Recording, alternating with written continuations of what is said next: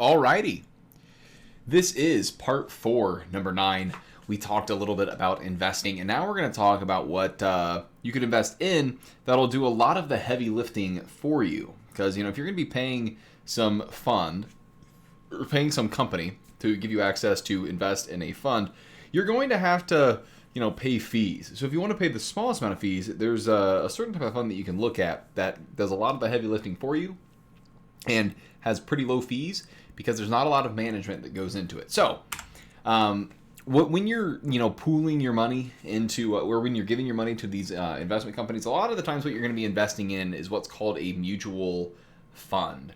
And a mutual fund is essentially an account that you're contributing to that you're doing alongside a whole bunch of other people that are also wanting to invest. And so this fund that you're investing into is essentially a large portfolio of assets.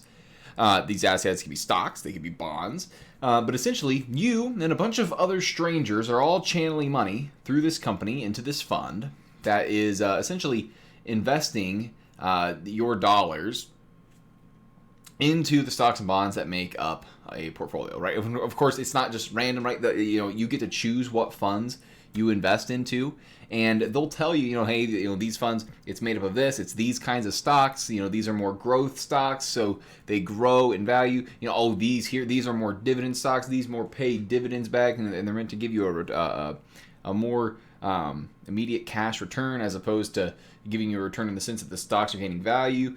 In any case, a mutual fund is you giving money to this company, other people are giving money to this company, and this company is investing it in whatever way that the portfolio has it set up, right?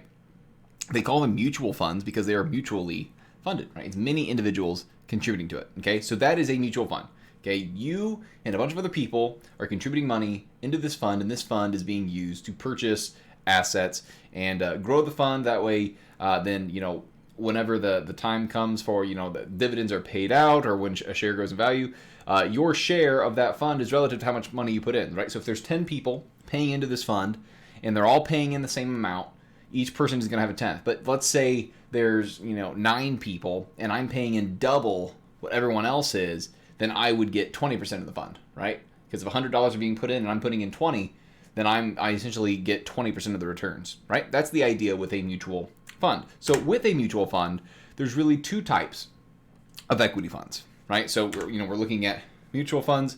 You're putting your money with others.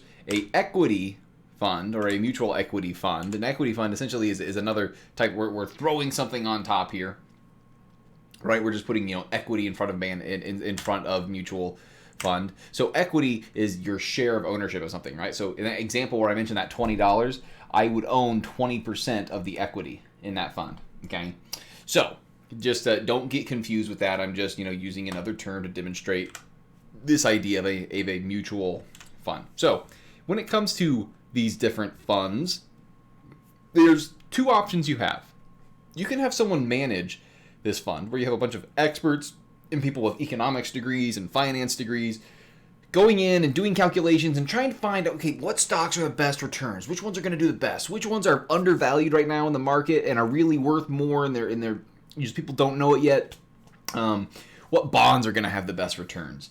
From what companies, from which governments? You have essentially a group of experts that you're hiring, and that means fees, right? I mean, if you're paying people to pick these funds, to pick the stocks and bonds that go inside these funds, you're going to have to pay them a little premium, right? You're going to have to pay them a share of your earnings that you get, right?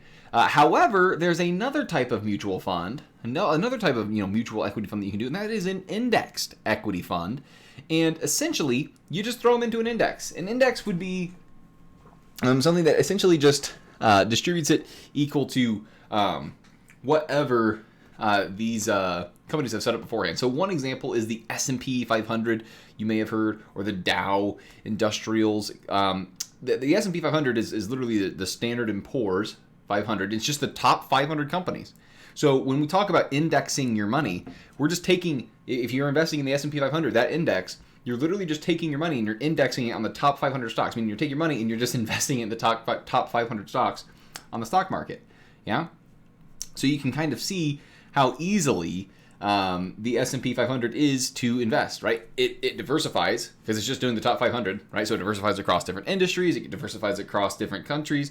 It diversifies across different industries and other countries. If they have if they're traded on the New York Stock Exchange, you'll be able to diverse across different countries. But essentially, what you have going on here is you have a really easy way to diversify without paying somebody to manage it, right? Because it manages itself. It's just top 500 companies, okay? Pretty easy to invest in. So why is it that people like me are super on board with the economic? Because you think, oh my gosh, you're not making any decisions. You're just picking the top 500. That's like copying somebody in class and expecting it to work out. Well, the truth is, we really cannot predict the market. We don't know when the ups and downs are going to come, right? A lot of times, economists say, oh yeah, people always ask me on airplanes. I'm an economist professor. They always ask me what I should invest in. And the truth is, they have to answer, dude, look, I'd have a private jet if I knew what stocks to invest in, right? I wouldn't be sitting here next to you.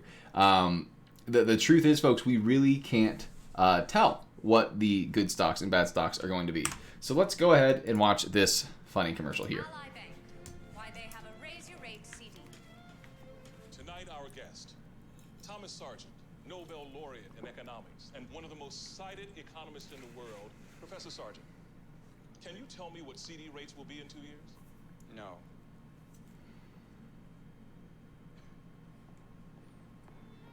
If he can't, no one can. That's why Ally has a Raise Your Rate CD. Ally Bank. Your money needs an ally. So again, the idea is he doesn't know what interest rates are going to be in the future. No economist does. We can give you a good guess, but of course, an economist's good guess is only as good as, are they putting their money where their mouth is? That's what you need to be asking yourself. And as much as these wise guys trying to predict exactly what the best stocks are going to be, they just don't know in truth, right? We call this the random walk theory in economics. While we have these calculations that we can do to try to predict markets and which way they're going, the truth is we just don't know. We don't know what stocks are going to be winners. We don't know what stocks are going to be losers. You can make good guesses, but at the end of the day, if you're doing that, it's just a bet, right? It's just a bet. I mean, I bet you've heard stories of people that put a lot of money in the stock market and ended up losing it. The good thing is, when you're investing in something like the S&P 500, because it's so well diversified, if you're holding it over a long period of time, it really only gains value. And we'll look at some data here in a moment that will demonstrate that. But the idea is with this random walk theory is that no one can anticipate, no one can know what the future of the stock market is going to be. Okay? The idea is that, it's the stock market's movements are just as random as a person that's stumbling home drunk, right? Their walk is seemingly random. They're all over the place. In the same way, stocks will go up and they will go down, and we cannot know, right? We can see them move up and down, but we don't know a week from now. I don't know what stocks are going to be up and what stocks are going to be down. If I knew a week from now what the stocks were, the stocks that they're going to be up, what those were, I would buy those stocks now and then get to a week from now and then sell them, right? It'd be an easy way to make an easy buck. But of course, no one knows. We only have our best guess. Here's this great comic of markets, this big chat of a guy, right, just walking around the corner, and then we have the investors just, listen, I can hear footsteps. We'll take him by surprise, and he won't stand a chance. But of course, they stand no chance, and they're going to get leveled by the market. So the truth is, index funds, investing your money broadly across the market as a whole, right? Imagine it this way: you're betting on every horse. Most of those horses, I know it doesn't work. My metaphor about horse races is falling apart. Most of those horses are still going to be profitable, right? Most of those horses are going to gain in how much they're going to be able to produce, right? As the economy continues forward, companies become more productive. The share of that company that you own is going to become more valuable. So if you bet on every horse, you're going to get there, right? Since markets are hard to predict, indexed equity funds typically yield large returns without the fees of a managed fund. That's what I was talking about earlier, right? Where because you're paying someone to manage that portfolio, there's going to be fees. You're going to owe them some cream off the top. And when it comes to an index equity fund, because you're paying someone to, handle your money and report the the earnings to you, whatever, you're still going to have smaller fees for you're still going to have fees, but they're going to be smaller fees than if you had a managed fund. Yeah. So the great thing is that they can still have amazing returns, oftentimes better than managed funds, while not having any of the fees, right? So that another thing that people don't take into account, even if a managed fund does have a higher return than an index fund, is it's still higher after you take into account the fee. For example, the S&P 500 usually averages about 7%. Let's say that there's an index fund out there that has a managed fund out there that has a 7.5 return. Well, if there's a 1% fee, then that brings it down to a 6.5 return, right? Meaning that the index fund is all of a sudden better. Yeah.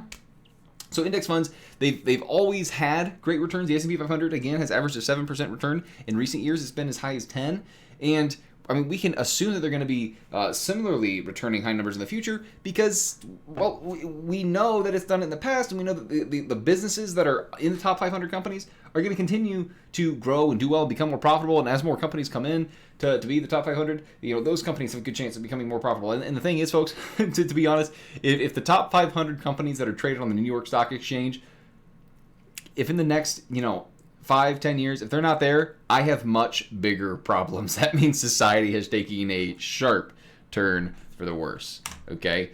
For instance, look at this awesome table here. Now it's like color overload when you first look at it, but this is what I mean when I say that the S&P 500 is very, very consistent. Okay. So I want you to notice right here at the beginning. Okay, you have the S&P 500 growing. Holy smokes, it's going down a whole lot. We had a bubble that exploded during these years, right? Meaning that a lot of stocks were overvalued. Okay, but as time has gone on, you can see here that there's been relatively average returns. And the thing is, there's no one managing these. Yeah, especially recently, the S&P 500 has been doing well. Okay, these are relatively, I mean, you can look here in 2008, this is when we had another crash, right? All of them were down. Yeah, and I'm very curious, if we look here at the years in which the S&P 500 was down, right, negative, it's not the only one that's negative, right? Stocks as a whole were down that time. And we'll talk about, what happens when your stocks are down. Essentially, giving you a little spoiler, it means don't sell. A lot of people sell when their stocks are down. Remember, you want to buy low and sell high, right? If you're selling when your stocks are down, you're selling low. That's bad news bears, okay? You don't want to do that. My piece of advice is to just not pay attention to the money once you've invested it, okay? You don't want to worry about it until you get to the point where you want to retire. But if you look here, the S&P 500 has been similar in results. Even when it's ranked down here, there was this one up here at 32, but it looks like most of them were right around the teens, okay? And I'm curious, this is just listing some of the funds that you can invest in. I'm very curious to see any other managed funds and how they would have related to the S&P 500. Okay, but my point is, you really get similar results without having to pay anyone to manage when you're indexing. Okay, so in any case, this has been lecture 4.9. We have 10, 11, and 12 to get through. Whew. But until next time,